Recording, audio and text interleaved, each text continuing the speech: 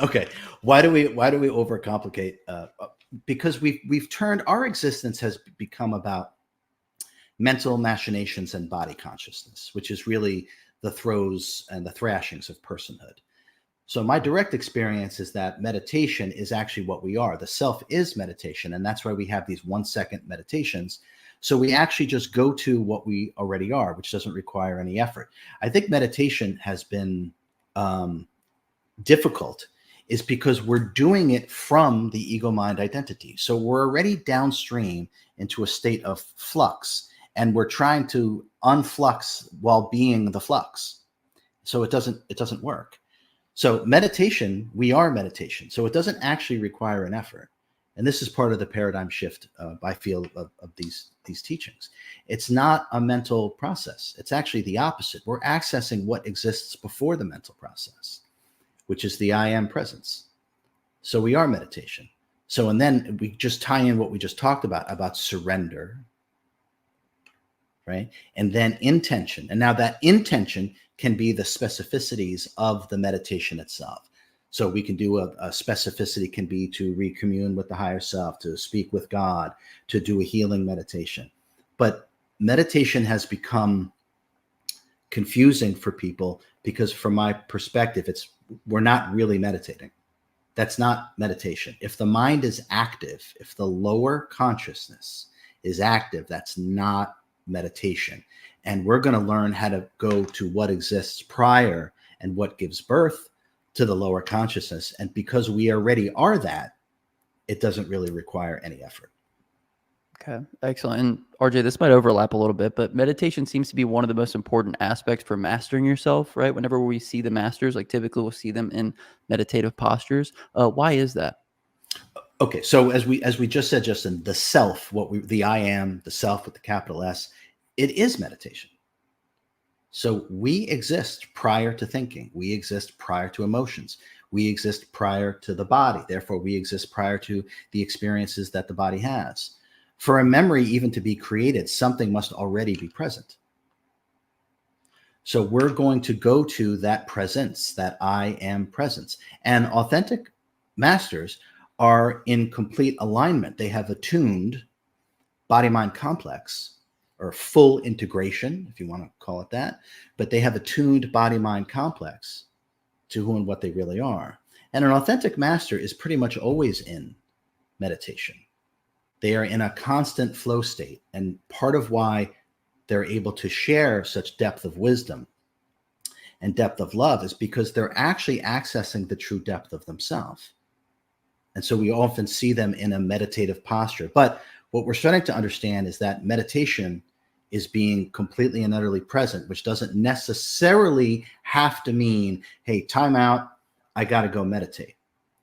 We're now able to stay in a meditative state, in a flow state, complete clarity. And you can think of it as channeling, but it's not, because you're actually just accessing more of you. So if we think of Clark Kent doing this with his suit and pulling it back, and there's the Superman outfit, what we're really doing when we're present, when we're meditating, is we're actually doing the Clark Kent. We are now accessing more and more of the true self. And that does not have to be an endeavor where we time out from our life and get our crystals and get our incense and say, I need to meditate for it. It can, but hopefully these teachings are taking it to the next level where we can be in this flow state 24/7.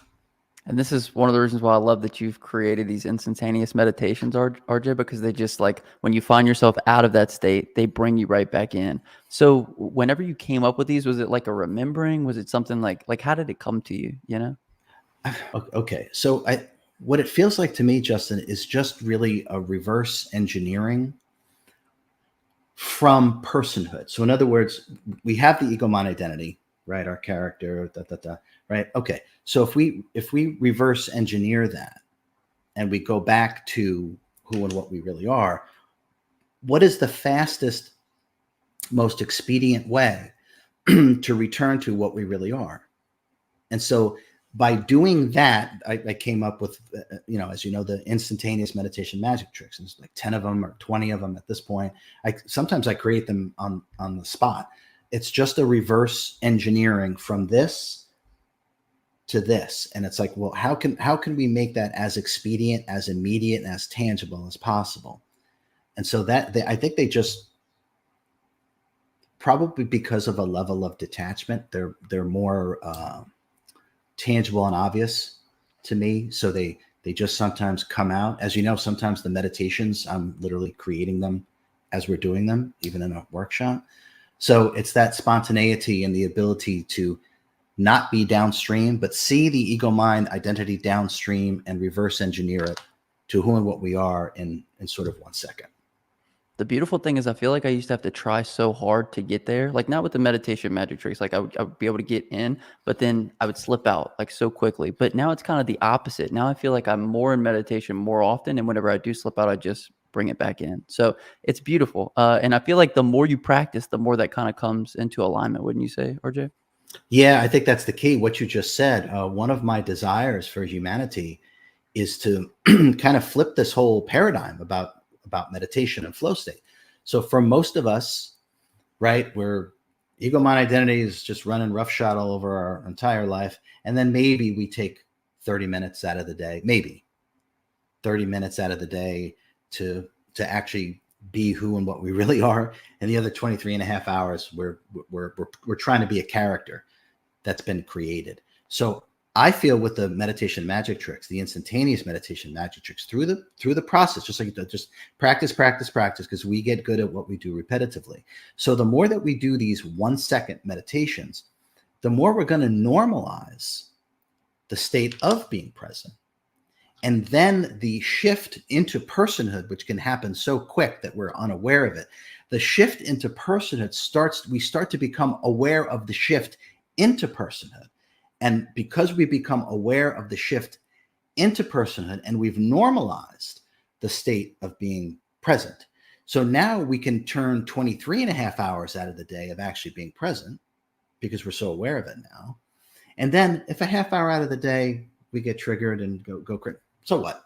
Doesn't matter because the majority of our life is being spent as who and what we really are. And that's my true desire about the instantaneous meditation magic tricks. I want to flip from 23 and a half hours of your conditioned, programmed, MK ultra traumatized mind and a character that you're not, to shifting that to 23 and a half hours out of the day. The real you is here and you're creating your life based upon who you are. And then if for a half hour out of the day you get triggered, no big deal. This will change the planet overnight when we actually all make that shift.